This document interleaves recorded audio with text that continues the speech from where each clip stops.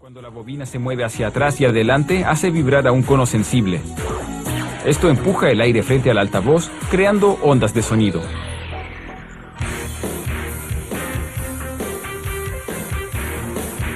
Los altavoces contienen al menos dos combinaciones de imán y conos, conocidos como controladores. Por lo general se localizan al interior de una caja llamada gabinete de altavoz. Para construir la estructura magnética interna, se cortan dos placas de hierro, cada una de 13 milímetros de grosor. Se ponen por separado en un torno. El torneado suaviza y alisa las superficies, eliminando las marcas que dejan las sierras. Luego cortan un pequeño agujero en el centro de una placa y uno más grande en el centro de la otra. Después cortan una pieza de hierro más pequeña y gruesa llamada núcleo y taladran un agujero a través de él.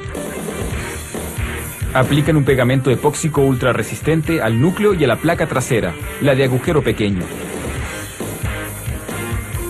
Pegan y atornillan las piezas debido a que la adherencia debe ser fuerte para soportar la intensa atracción magnética.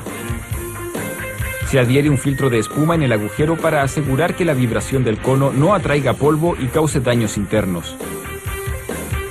Ahora aplican pegamento en el extremo más angosto de lo que se conoce como cesta metálica, un marco de aluminio vaciado que sostiene la estructura magnética y el cono. Atornillan la placa frontal, la del agujero grande, sobre la superficie adherida. Luego pegan la parte inferior de la placa frontal con un lado de la ferrita, un aro cerámico hecho en base a polvo de hierro. Después de adherir la ferrita a la placa frontal, aplican pegamento al otro lado de la ferrita y giran la cesta por encima para fijar la placa trasera. El núcleo encaja en el agujero grande de la placa frontal. Insertan espaciadores metálicos mientras el pegamento se seca. Después de atornillar los terminales a la cesta, ponen toda la estructura recién ensamblada en una máquina magnetizadora, aplicando 600 voltios de corriente. La máquina crea polos positivos y negativos, transformando la estructura magnética en un imán permanente con un campo magnético constante a su alrededor. Ahora enrollan la bobina de sonido, el electroimán que va a interactuar con el imán fijo. Un electroimán es un objeto que genera un campo magnético solo cuando lo recorre una corriente. Se enrolla un alambre de cobre con esmalte aislante, adhiriéndolo a una lámina de plástico duro. El polo positivo de esta bobina de voz será atraído al polo negativo del imán permanente.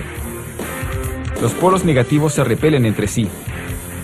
La clave es que los polos de las bobinas de voz cambien constantemente de posición, ya que la electricidad que llega al altavoz es una corriente alterna. Esto significa que varía entre cargas positivas y negativas varias veces por segundo.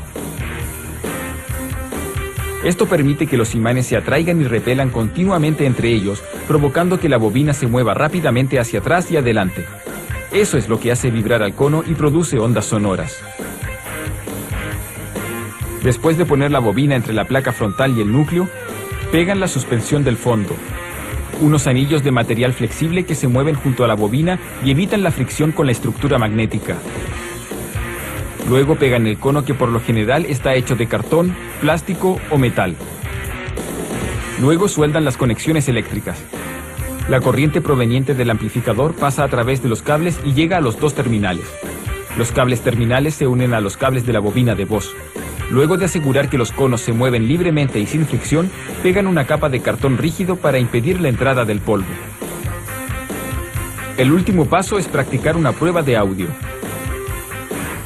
El altavoz se conecta a una máquina que transmite distintas frecuencias para asegurarse de que los movimientos de la bobina y el cono no se encuentren obstruidos. Luego, una computadora analiza las ondas de sonido que envía al controlador. Los sistemas de altavoces de dos salidas tienen dos controladores en cada gabinete, uno para graves y otro para agudos. El de los graves posee un gran cono que vibra más lento para producir frecuencias bajas.